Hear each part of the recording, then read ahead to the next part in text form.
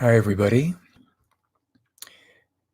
You know, with things swirling about the way they are, and all the efforts that all of us have made to inform and, yes, indeed, chastise people, that phase of things um, is pretty much complete.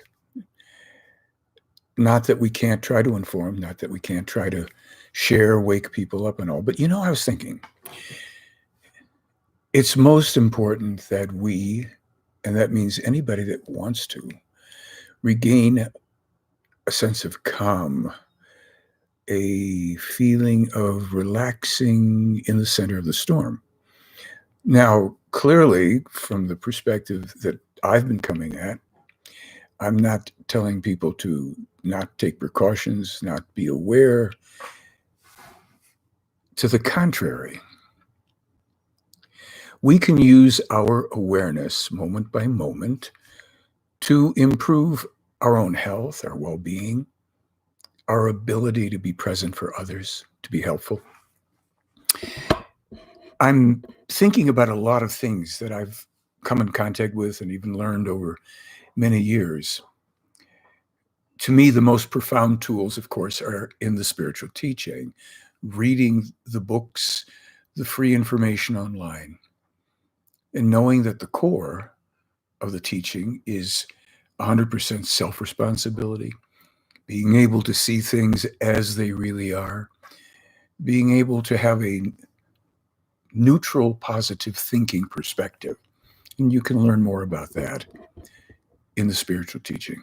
But some of the other things that have come my way, and I don't even remember exactly where I got this one, but you know how we feel distracted by things, sounds, activities, what have you, tend to distract and irritate us. And in this time, this unprecedented time, certainly in American history, probably in global history, there's a lot of things that can take us out of our sense of center, our relaxation.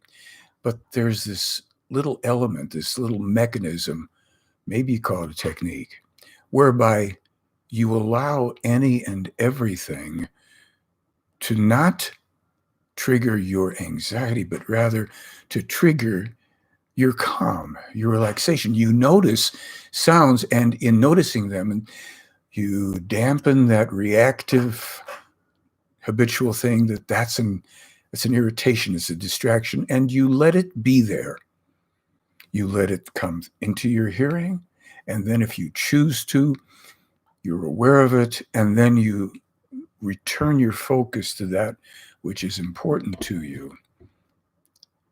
I'm not alone, you're not alone in being able to be irritated, frustrated, and get angry about things. But this is the time where we are in a great long test of practice makes perfect, of putting what we've learned into practical application. There's many techniques for relaxing and stress relief.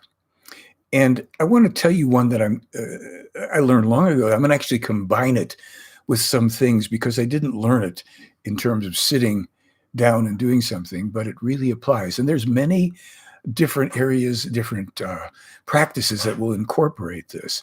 So as you sit here, as you lie down, as whatever, and you can do this anytime, obviously in different ways, depending on where you are in an office or lying down in bed, you can employ this technique. You can start to take the stress level down as soon as you notice yourself contracting, getting irritated, what have you. For instance, in this position, I'm sitting in a chair that's got arms.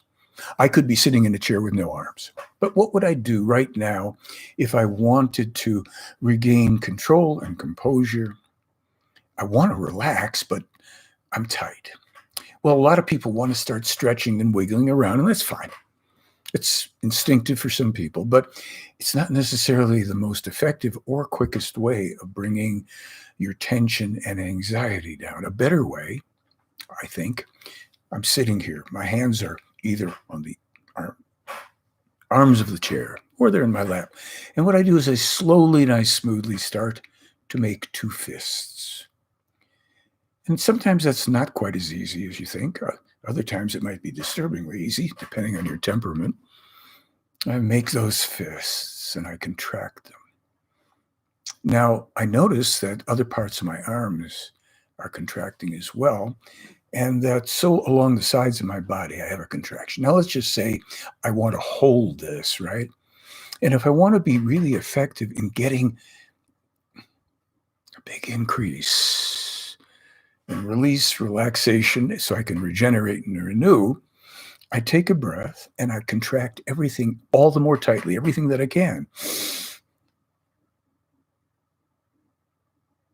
And when I've held it as long as I want, I let go and I release everything that was contracted. I don't wiggle around though. I just sit here and let that wave of contracted release go through the body. I let the circulation return and resume. That is going to, without doubt, give you some benefit, providing you don't hold your breath too long, you don't strain yourself, you don't give yourself cramps doing it. You want to be sensible. How tight do you want to go? Because after you've tightened once, then you want to slowly again contract any and all muscles over which you have conscious control, bringing it right down to your butt, your legs, your feet. And you can do the face and jaw, depending on where you are. You might not want to sit there looking like this in an office, but you could very well sit there pretty much. No one's going to know exactly how tight your muscles are contracted, right? So you take a breath and hold it.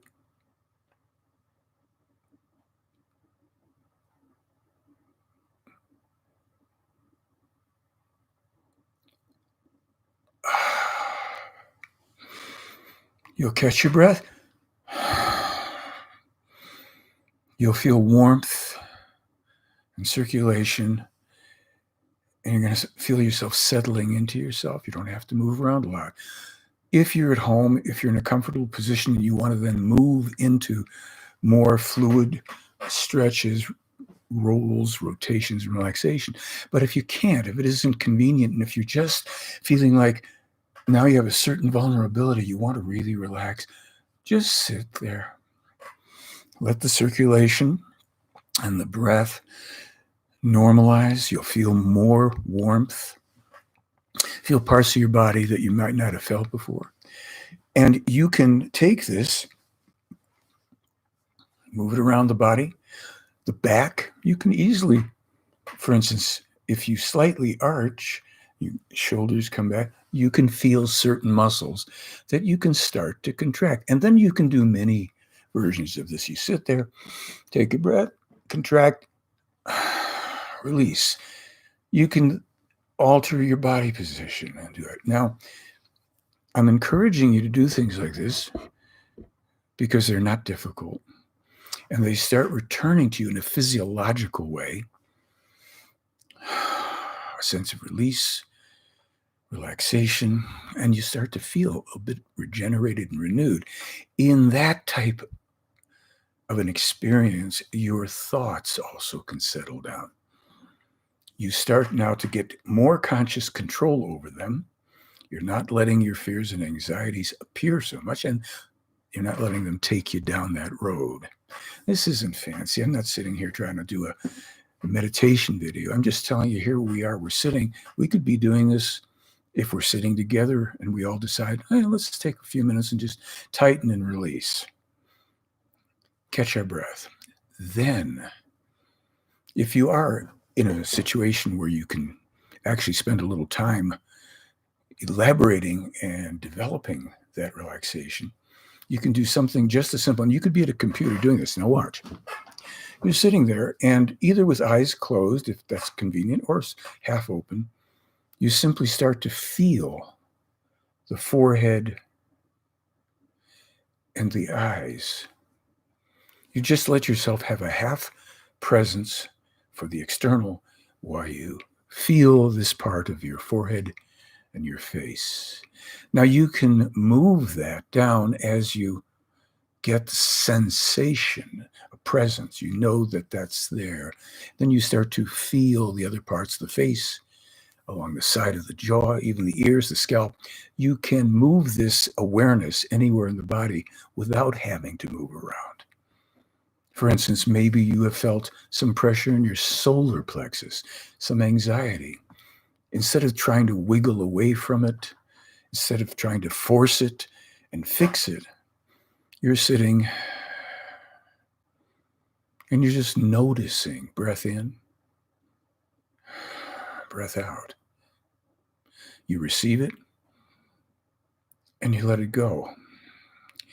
You won't be able to prevent it really from relaxing if you just stay present. It just starts to organically expand, relax, let go. Okay. So look, this is 10, 12 minutes here, whatever. And there's all sorts of good techniques, classes, videos out there. I just want to encourage you to practice gaining that control, that presence of release. It is a form of control. We hold on to the anxiety, so let's learn to let it go. Now, you know that I have at least 2 videos that I think are really good for this type of thing. One is called the Consciousness Awareness Workshop. I have another one that's called Sit and Get Fit that I created a program for elderly people, people rehabilitating from illness and injury. And I taught this for many years in Los Angeles and other places. I taught what do I call it also, standing in spirit. That was a name from years ago. But the Consciousness Awareness Workshop, I was taken to Europe to teach the techniques. I was taken there by a man who was a consultant to Princess Diana to teach it to business leaders, corporate people in Germany, in Holland. That was some years ago, but I've received correspondence from those people for a long time because it's fairly simple. Not only can you release some of this physiological stress, but you can then actively incorporate a release of the mental, emotional, and get the physiological at the same time in that process. It's on my website. It's on my shop, and you can get that.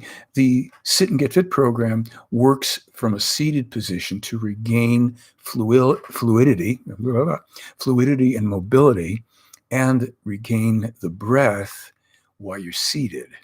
Now that requires a little more privacy, but it's very effective. My oldest students were 101, 102.